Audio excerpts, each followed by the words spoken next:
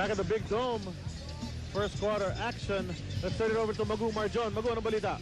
Charlie, Barry, before this ball game, doon sa pre-game discussion nila ng Pure Foods sa loob ng kanilang dugout, eto si Coach Ryan Gregorio ay kinwento sa atin na ang topic niya ay yung what ifs.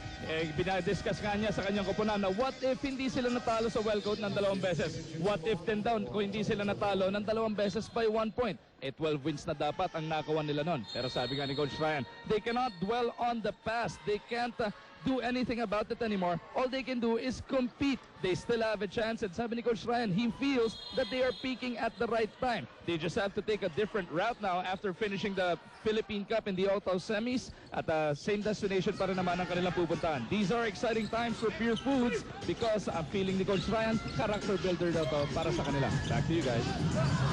So far in this first quarter, they were down by a few baskets earlier, but they've come back to get back that lead up by 3 with 4:37 remaining. But they missed on that offensive. Itong Air 21 umatake ngayon. Arwin Santos is in the ball game together with Doug Kramer for the Express. Ronnie Dell's looper doesn't go. He slams into a white shirt. Natawagan ng foul. Kirby Raimundo. First foul ni Kirby Raimundo yan. Dati magkakampi sa national team. Kaya nangingiti itong si Kirby Raimundo. 2 free throws para kay Ronnie Del Campo. So si Ronnie Del, one of the most versatile big men sa ating liga because he can do it from inside and out. He's a good free throw shooter at meron ding depensa. Siyempre. 2 free throws nga para kay Ronnie Del Campo. At pag pinupuri mo ang isang player, yun na nga eh. Mag-minty siya. Minti sa unang free throw ni Ronnie Del Campo. Marvin Cruz comes into the ball game, temporarily relieving Winnie Arboleda at the point guard position. Alam mo, nung nag-warm up itong 2 teams na ito, nakakita tayo ng 2 bagong mukha eh, no? Exactly. Pag-warm up sa kanila. Oo. Sa panig ng Air 21, si JC Intal. Sa panig ng Pure Foods, si Noy Castillo. Oh, bigla nandyan sila in the lineup and they're suited up for today's game. Whether they're gonna play, we'll know later on. Parang ano yan eh, parang malapit na playoffs. Lahat ng sandata, ihanda natin.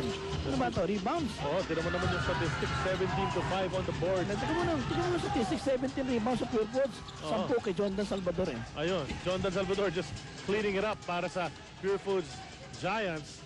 But he's on the bench right now. PJ Simon is coming to the ball game to replace him. Doug Kramer's jumper doesn't go. Rebound, PJ Simon. Isa pang never gun shy, but here's the #1 gunner in the league. Yan si James Yap hitting the basket in the lane. 6 points in the ball game for King James. Marvin Cruz. Tinasa kay Ronnie Del. Ronnie Del has 2 3-point shots already in this game. They swing it. Cruz takes it from 17. Pasok! Instant offense, Marvin Cruz. Kapapalit lang niya kay Winnie Arboleda and this shows that Cruz is in control. Cruz control. Okay. Roger Yap. Ito si Kirby Raimundo. Raimundo wants to take on the smaller Doug Kramer. And as he makes his move, hinawakan ni Doug Kramer. As referee Canizares calls a pushing foul on Doug. So ito si Nino Canaleta papasok para kay Ranadel. Roger Yap papalitan ni Chico Lanete. And with that substitution, there's a timeout on the floor. Pure Foods calls it 3:06 remaining here in the first quarter. We'll take a break.